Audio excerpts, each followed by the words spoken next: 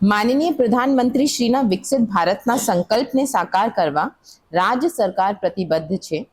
ત્યારે માનનીય પ્રધાનમંત્રી શ્રીના 12 વર્ષના સફળ કાર્યકાળ પૂર્ણ થવાના અવસરે છેવાડાના માનવીને આ સંકલ્પમાં ભાગીદાર બનાવી શકાય તે માટે સરકારશ્રી દ્વારા તારીખ 5 થી 21 દરમિયાન વિવિધ કાર્યક્રમ યોજવામાં નક્કી કરેલ છે। આ કાર્યક્રમમાં એલિમ્કો અને જેસીઆઈ એસોસિએશન જેવી સંસ્થા પણ ભાગ લેશે, જે અંતર્ગત અત્રેના મહીસાગર જિલ્લામાં વિકસિત ભારત સંકલ્પ સંમેલન, પ્રબુદ્ધ નાગરિક સંમેલનનો કાર્યક્રમ ડોક્ટર અંબેડકર હોલ, મોટા સોનેલા, તાલુકા લુણાવાડા ખાતે 11 તારીખના રોજ સવારે 10 કલાકે યોજવામાં નક્કી કરવામાં આવેલ છે। પ્રગતિ પથ યાત્રા અત્રેના જિલ્લા આવેલ 10 ઉત્કૃષ્ટ સ્થળોની તારીખ 11 થી 12 જૂન 2026 ના રોજ જિલ્લાના વિદ્યાર્થીઓ અને પ્રતિષ્ઠિત નાગરિકો દ્વારા મુલાકાત કરવામાં આવનાર છે।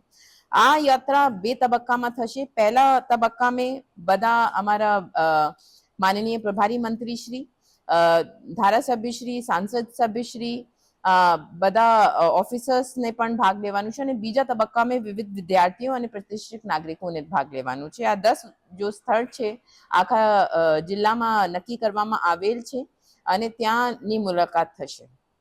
જિલ્લા પંચાયત સીટ અને નગરપાલિકા વિસ્તારમાં કુલ 31 જન કલ્યાણ શિબિર કાર્યક્રમનું આયોજન કરવામાં આવેલ છે, જેમાં સરકારશ્રીની ટોટલ કેન્દ્ર સરકારની 15 યોજના અને રાજ્ય સરકારની વિવિધ યોજનાઓના લાભ મળશે।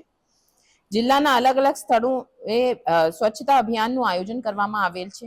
વૃક્ષારોપણ અને જતન અભિયાન એક પેડ માં કે નામ કાર્યક્રમ અંતર્ગત આશરે 15,000 કરતા વધુ વૃક્ષારોપણના આયોજન કરવામાં આવેલ છે।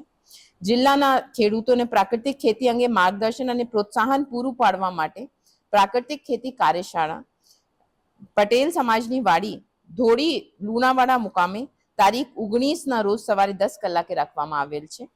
વિશ્વ યોગા દિવસ 21 જૂન 2026 ની જિલ્લા કક્ષાની ઉજવણી પોલીસ પરેડ ગ્રાઉન્ડ લુણાવાડા ખાતે કરવામાં આવનાર છે, જેમાં અંદાજિત 2500 જેટલા લોકો ઉપસ્થિત રહેશે અને યોગનો લાભ લે તેવું આયોજન કરેલ છે।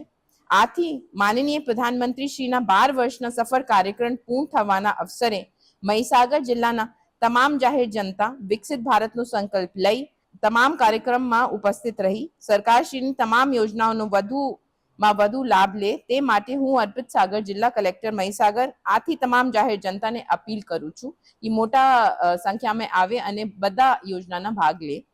જય જય ગરવી ગુજરાત, જય હિન્દ।